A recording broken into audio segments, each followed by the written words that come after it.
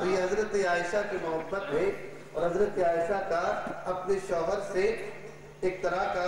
جذبہ الفت و محبت ہے کہ وہ فرماتی ہیں کہ میں کیونکہ کمزور بدن تھی، ہلکی پھلکی تھی، اس لیے اپنے شوہر محمد رسول اللہ صلی اللہ علیہ وسلم سے میں آگے نکل گئی۔ فرماتی کہ پھر بات ختم ہو گئی، حضور نے بھی کچھ نہیں فرمایا، بات آئی گئی ہو گئی۔ کچھ عرصے کے بعد ایک بار پھر ہم دونوں سفر سے واپس آ رہے تھے،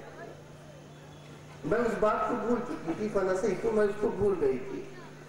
حضور نے اچانک فرمایا کہ آؤ عائشہ ایک بار پھر مقابلہ کر لیا جائے، ایک بار پھر دوڑ لگا لی جائے اور دیکھتے ہیں کہ اس پہاڑ تک ہم میں سے کون پہلے پہنچ جاتا ہے۔ ہم بات شروع کر رہے تھے حضور کی مسکراہٹ سے، حضور کے تبسم سے، تو حضرت عائشہ فرماتی ہیں کہ میں پھر تیار ہوئی اور کہتی ہیں چونکہ اب تھوڑا وقت گزر چکا تھا، میرا جسم ذرا بھاری ہو گیا تھا۔ جسم تو اس وقت بھی چاہے بھاری یا ہلکا ہوتا، اثر تو کچھ نہیں پڑنے والا۔ تو بعد میں عرض کروں گا تو فرماتی ہیں حضرت امام ابو داؤد اپنے سنن میں اس حدیث کی تخریج کرتے ہیں کہ ہم دوڑے، اور چونکہ اس مرتبہ میرا جسم بھاری ہو گیا تھا، میں تھوڑا ہلکا دوڑی، اور اس مرتبہ حضور علیہ السلام دوڑ کر مجھ سے پہلے اس پہاڑ تک پہنچ گئے۔ سبحان اللہ۔ اب اس کی بات فرمایا کہ جب حضور مجھ سے پہلے پہنچ گئے اور میں جب بعد میں حضور کے پاس پہنچی تو آپ نے ارشاد فرمایا یا عائشہ وهو يقول ويضحك رسول اللہ صلی اللہ علیہ وسلم یا عائشہ هذه بتلك، حضور نے ارشاد فرمایا، مسکراتے ہوئے کہا، ضحک فرماتے ہوئے کہا، اپنے مبارک دندان کو ظاہر کرتے ہوئے فرمایا کہ عائشہ یہ اس دن کا بدلہ ہو۔ واہ واہ واہ، سبحان اللہ، نعرہ تکبیر، نعرہ رسالت، نعرہ غوث، جشن عید میلاد النبی، حضرت شیخ صاحب۔ حاضی بدل کا یا عائشہ یہ آج کچھ دن کا بدلہ ہو گیا۔ تو میں عرض کر رہا تھا کہ جب وہ اپنے گھر میں ہوتے ہیں تو اپنے گھر والوں سے کس قسم کا رویہ اور سلوک روا رکھتے ہیں، یہ ہمارے لیے نمونہ ہے کہ محض اپنی شریک حیات کی دلجوئی کے لیے میں یقین سے کہتا ہوں کہ حضرت عائشہ صدیقہ نے جو ارشاد فرمایا کہ پہلی بار جو میں آگے نکل گئی تھی وہ اس وجہ سے کہ میں ہلکی پھلکی تھی اور تیز دوڑ گئی تھی، حضرت عائشہ کا فرمانا اپنی جگہ درست ہے۔ میں ایک بہت ناکارہ اور قابل ہونے کی حیثیت سے یہ سوچتا ہوں کہ اگر اس دن بھی جسم بھاری ہوتا، بات تیز اور ہلکے دوڑنے کی نہیں ہے، مجھے یقین ہے کہ سرور کائنات علیہ السلام کی وہ رفتار جس رفتار کے مقابلے میں رفتار روح الامین مان پڑ جائے، ایسا نہیں تھا کہ حضرت عائشہ اپنی طاقت کی بنیاد پر، اپنی رفتار کی بنیاد پر حضور سے آگے نکل گئی ہوں گی، بلکہ یہ خود قادمان مبارک کا ایک اظہار تھا۔ حضور علیہ السلام نے خود سوچا کہ آج عائشہ نے سوچا ہوگا آج عائشہ کو یہ موقع عطا فرما دوں، آج اپنی شریک حیات کو یہ موقع عطا فرما دوں کہ کچھ دیر کے لیے اس کا دل خوش ہو جائے، اس کے دل میں سرور پہنچ جائے۔ سبحان اللہ۔ محض اپنی شریک حیات کو خوش کرنے کے لیے آپ نے اپنی رفتار کو ہلکا رکھا اور ان کو جاننے کا موقع دیا۔ تو مسلمانوں، یہ تمام واقعات، یہ تمام جلسے، یہ تمام اجلاس اسی لیے منعقد کیے جا رہے ہیں کہ حضور علیہ السلام کی گھر کی زندگی ہو یا باہر کی زندگی ہو، میدان کارزار کی زندگی ہو، یا وہ وقت ہو جب آپ نے اپنے بطن شکم مبارک کے اوپر پتھر باندھے تھے، وہ کوئی بھی پہلو ہو سیرت طیبہ کا اسی لیے بیان کیا جاتا ہے کہ اس پر ہم غور کریں اور ہم یہ دیکھیں کہ سیرت کے اس اعلیٰ کردار کے مقابلے میں ہماری سیرتیں کہاں قریب ہیں، ہمارا کردار کہاں ہے۔ تو اس سے یہ سیکھ ملتی ہے کہ میں نے اس دن بھی عرض کیا تھا کہ حضور نے ارشاد فرمایا خیرکم لنسائکم، اے مسلمانوں تم میں سب سے بہتر وہ آدمی ہے جو اپنی بیویوں اور اپنے گھر والوں کے لیے اچھا ہوتا ہے۔ واہ سبحان اللہ۔ یہ ایک واقعہ میں نے پیش کیا کہ جہاں حضور علیہ السلام کے لب مبارک پر موج تبسم مچل گئی، آپ کے چہرے پر مسکراہٹ مچل گئی۔ اور آگے بڑھتے ہیں، ایک بار ہوا یہ، امام بخاری اپنی صحیح کے اندر، صحیح بخاری میں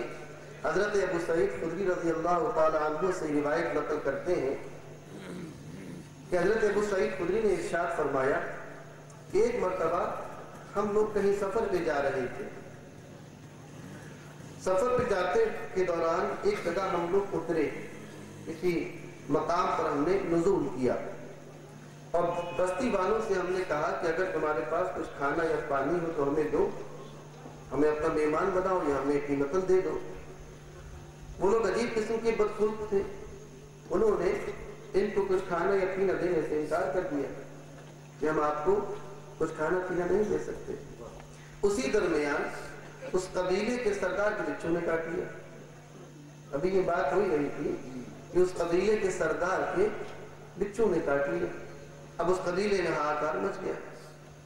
صحیح بخاری کی حدیث سے بات. حضرت ابو سعید خدری فرماتے ہیں کہ جب قبیلے میں ہاکار مچا اور ان کے پاس بچوں کے کاٹے کے جتنے بھی منتر و علاج ہو سکتے تھے انہوں نے وہ سارے آزما کے دیکھ لیے, کسی سے فائدہ نہیں ہوا, درد میں کمی نہیں ہو رہی تھی. تو ایک شخص ان لوگوں کے پاس آیا, کسی نے کہا کہ وہ جو ابھی جماعت کہیں سے سفر کرتی ہوئی آئی تھی ان سے پوچھو ممکن ہے اس جماعت میں کوئی ایسا شخص ہو جو بچوں کے کاٹے کا علاج جانتا ہو, کوئی ایسا منتر جانتا ہو جس سے ہمارے سردار کے درد میں کمی آ جائے. تو وہ لوگ ان صحابہ کے پاس آئے اور پوچھا کہ تم میں کوئی ایسا شخص ہے جو بچوں کے کاٹنے کا منتر جانتا ہے. حضرت ابو سعید فرماتے کہ ہم نے کہا ہاں ہمیں لے چلو. فرماتے ہیں کہ ہم لوگ ان کے پاس گئے اور میں نے سورہ فاتحہ پڑھ کر الحمدللہ رب العالمین سے لے کر وَلَضَّالِّينَ تک سورہ فاتحہ پڑھ کر اس کے زخم کے مقام پر دم کیا. اس کے زردار کے جہاں بچوں نے ڈنک مارا تھا وہاں میں نے سورہ فاتحہ پڑھ کر دم کیا. اب یہ سورہ فاتحہ کی برکت اور صحابی رسول کی پھونک کی برکت, اللہ تبارک و تعالیٰ کی فضل و کرم سے سورہ فاتحہ کے دم کے ذریعے سے فوراً اس کا درد دور ہو گیا. اب انہوں نے کہا کہ ہم نے تمہارے اس مریض کو ٹھیک کر دیا اور ہم نے تم سے یہ کہا تھا کہ تم ہمیں کچھ کھانا پانی پلاؤ,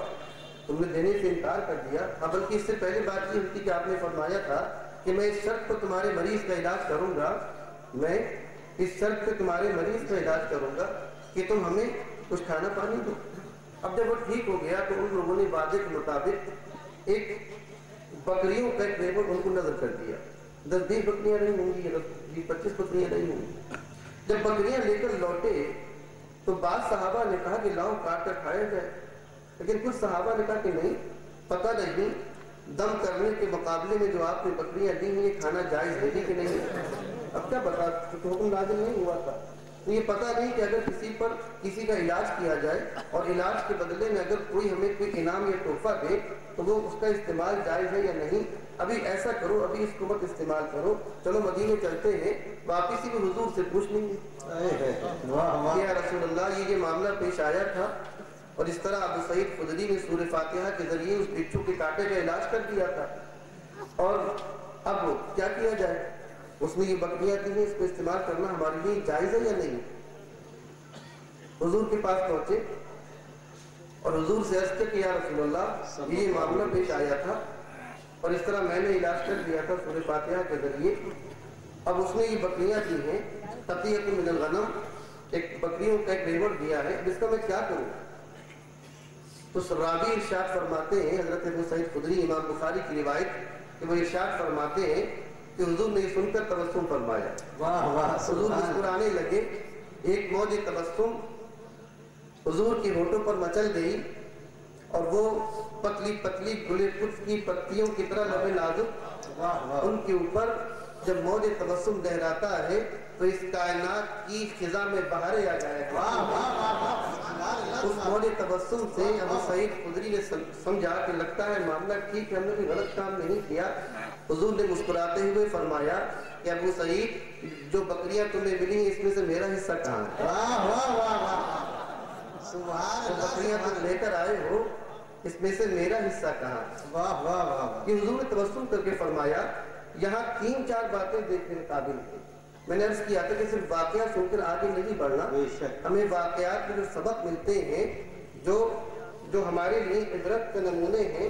جو ہمارے لیے اسوے کے نمونے ہیں، ہمارے عقیدے اور ایمان میں پختگی کے جو ذریعہ ہو سکتا ہے، اور جو عمل کے لیے ہمارے لیے اسوہ ہے، اس کو بھی دیکھنا ضروری ہے۔ یہاں سب سے پہلی بات تو یہ ہے، میں یہ نہیں سمجھ سکا کہ اگر آج تاجدار اہل سنت، فخر قادریت، یا کوئی اور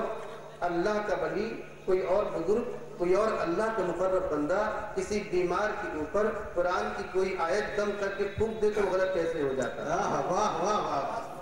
اگر اللہ کے یہ مقرب بندے، اگر یہ صوفیہ اور اولیاء اور اللہ کے نیک بندے اگر قرآن عظیم میں سے کچھ دعائیں تلاوت کر کے کسی بیمار کے اوپر دم کر دیتے ہیں تو میں نہیں سمجھ سکا کہ یہ شرک کہاں سے ہو۔ واہ واہ واہ واہ! اگر یہ شرک ہے تو مجھے کہنے دیجئے کہ حضرت ابو سعید خدری نے شرک کیا تھا،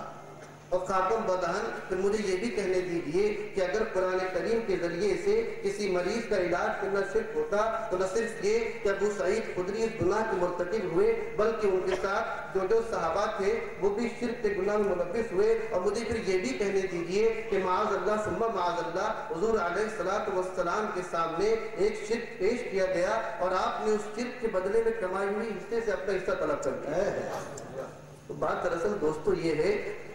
کہ کچھ باتیں بڑی کم علمی پر مبنی، لوگوں نے حدیثوں کو پڑھ کر غور نہیں کیا۔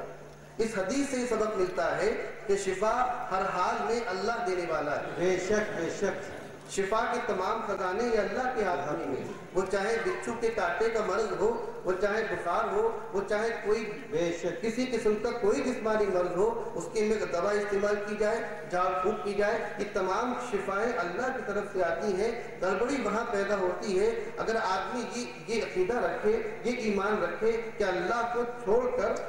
اللہ کی طاقت کے بغیر یہ شفائیں کسی اور سے حاصل ہو رہی ہیں تو یہ غلط ہوتا ہے اور شرک ہوتا ہے۔ اور جب تک انسان کا عقیدہ یہ ہو، جب تک مسلمان کا عقیدہ یہ ہو کہ تدبیر تو ہم کر رہے ہیں، دواؤں کے ذریعے تدبیر کر رہے ہیں، دعاؤں کے ذریعے تدبیر کر رہے ہیں، اولیاء